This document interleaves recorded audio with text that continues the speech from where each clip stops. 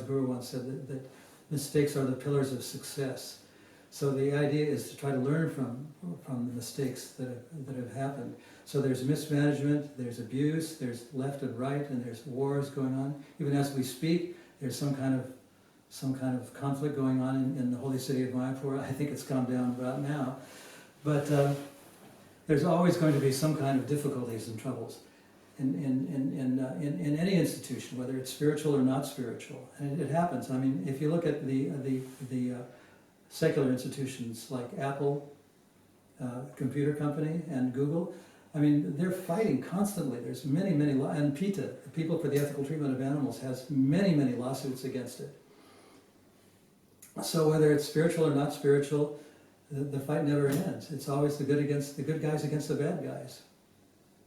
Are we picking up that sound of Maharaj on his armchair? I'm sorry. Oh, no. It's okay. It's not so much in the lavalier, so okay. that's fine. I'll try to remember. I just wanted to check that. So in terms of your personal experience in the movement and its growth and with management, what were you witnessing at that time? Well, what I was witnessing at the time of the movement's growth was that people tended to think that the PR department would fix things. Whenever something went wrong, we would call on the PR people to fix it, to sort of give it at least a Band-Aid solution. But I've come to realize, and my successors have come to realize, that we must act in a way that's completely above board if we want to be free of that kind of criticism. And I think that there's a letter that Prabhupada wrote. He said somehow or other, I think it was a letter that I don't know what year it was, that Prabhupada wrote to one of his disciples. Somehow or other, we should not be, our reputation should not be damaged in the public eye. And it was kind of an eye-opening thing.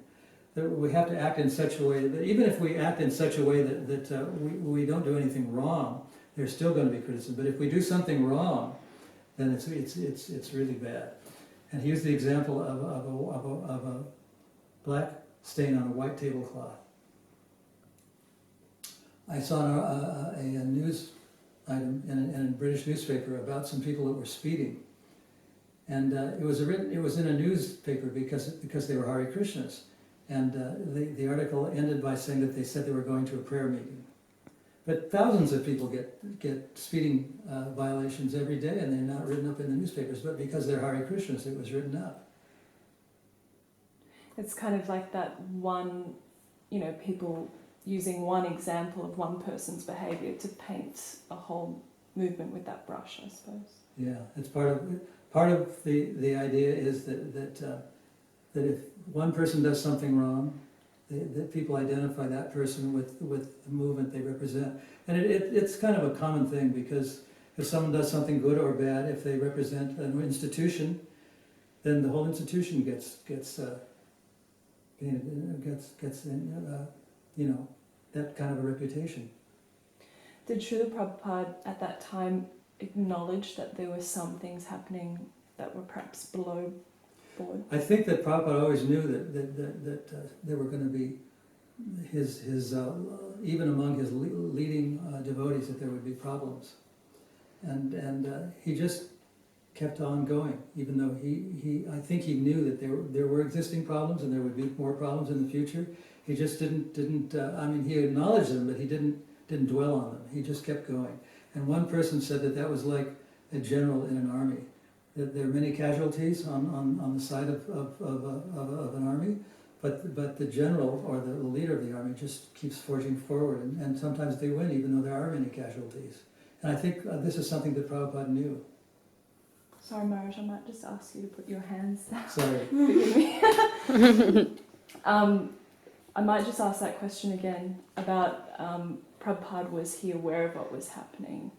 I think Prabhupada was always aware that there were difficulties. There were difficulties while he was present. There would be difficulties after he left, after he passed away. And he just didn't he acknowledged them, but he didn't dwell on them. And I think that an example that he once, or that someone once used, I don't know if it was Prabhupada himself, but was of a leader, a general or a colonel, a leader in the army, that there are many casualties, but the leader just continues to fight on, and sometimes they even win, even though there are many casualties. Some people Quickly just check focus.